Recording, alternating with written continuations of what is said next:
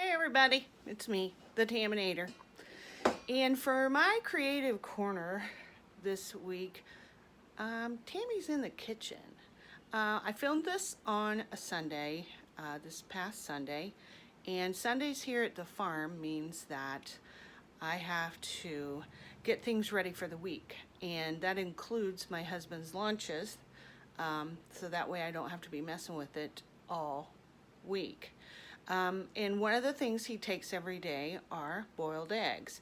Now, I don't know if any of you have ever had the problems that I do when I boil eggs, is that I can't peel them, and you end up with just a little piece of an egg after you're done, and it just drives me nuts. So I thought, I'm going to show you what I do now. I don't know if you've ever heard of an Instant Pot, but what it is, it's an up-to-date, handy-dandy, modern version of a pressure cooker. Now, I remember when I was a little girl, my mom used to cook with a pressure cooker on the stove. Scared me to death, was loud as all get out, but that's what she used a lot of times to cook our meat, because we were poverty stricken, maybe a little bit below, so the pricier cuts of meat was out of the question for us.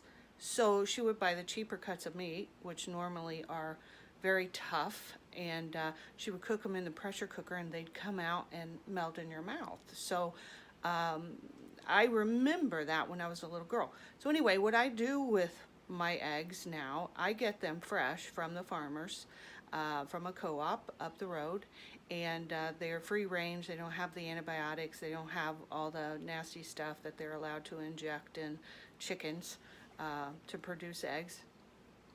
And they're very fresh. And fresh eggs I have a problem more with than old eggs. And so I'm going to show you what I do in my Instant Pot. I'm going to show you how easy it is to get those eggs cooked and peeled, and they're beautiful. So hang loose. You're about to see how I make my boiled eggs. Okay, so this is an Instant Pot. Now, I don't get paid any royalties for mentioning Instant Pot. There are several different types of pressure cookers on the market, electric pressure cookers. This just happens to be one that I got for Christmas from my girls. So this is what I use. Okay, so I use an insert. This is a pot that goes inside, and you can see I've used it a lot because it has that stuff on it. And I put it inside. Comes out, okay? So, on to the next. I have this handy dandy little trivet for my eggs that I put inside. Now, in order for a pressure cooker to come to pressure and cook, you have to have water or some kind of liquid. So I put about 1.5 cups of water on the bottom. I take my really fresh eggs. You can tell they're all different colors. Eggs, they know no boundaries, chickens. And then I just put them into their little holders. They all just sit there, so really cool. This is a big one. So I put 7 eggs. Okay, so next thing you do is I have to put on the lid. Now, the lid has a sealing ring around the edge, and if that doesn't seal, it won't come to pressure. So, I'll put my lid on. It's locked. Make sure it's set to seal. And I go here and I hit manual. And then I only want 5 minutes cook time. Now, the 5 minutes cook time is after it comes to pressure. So it can take about 20 minutes to come to pressure. Then it'll cook for 5 minutes. Then it will pressure release for 5 minutes, and then I'll open it and I'll put it in ice water for 5 minutes. So I'll be back when it's all done. Okay, so the cook time is over, and I'm going to let it set for 5 minutes to pressure release. Okay, so the natural pressure release has gone on for 5 minutes. And so now I'm going to push this over just to make sure there's not any more pressure left on it before I open it. So yeah, it is letting out a little more pressure. So as soon as it's done making that noise, I will be back and open it up. Okay, so now the noise is gone, and I still always wear this pot holder because sometimes that, well, more than ever, the air that's going to come out of here is very hot. So I'm going to unlatch it. And I'm going to take the lid off. Okay. Now you can see my eggs down in there. What I'm going to do is I'm going to take them out, and I'm going to put them in ice water.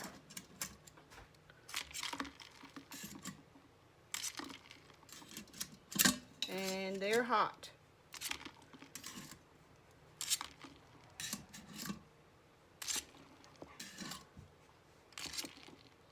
Okay, so now I'm going to leave them in the ice water for 5 minutes, and then I'll be back.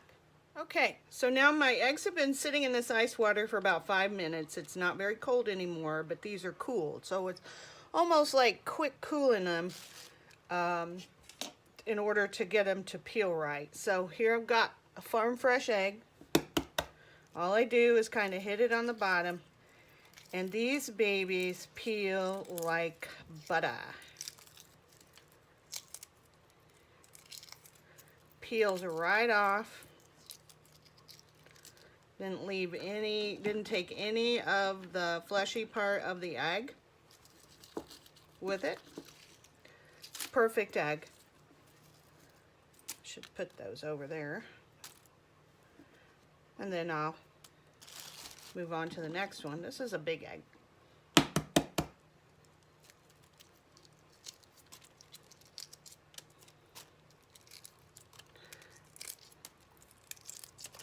That way I don't have to spend a lot of time fussing, cussing with these eggs. This one does want to be a little bit silly. Put him in a little bit of water.